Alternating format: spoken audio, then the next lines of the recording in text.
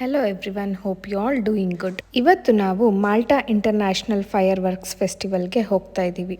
ಇಲ್ಲಿ ಯಾವುದೇ ಹಬ್ಬ ಆದ್ರೂ ಪಟಾಕಿ ಹೊಡೆದು ಸೆಲೆಬ್ರೇಟ್ ಮಾಡೋದು ಇವರ ಕಲ್ಚರ್. ಇದು ಎಷ್ಟು ಚೆನ್ನಾಗಿರುತ್ತೆ ಅಂತ ನೀವೇ ನೋಡಿ.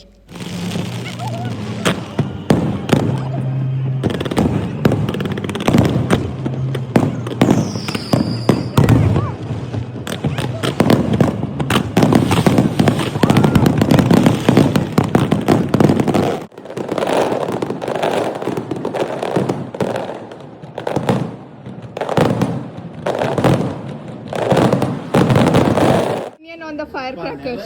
It was awesome. Fantastic. Firecrackers. It's really good. It's good.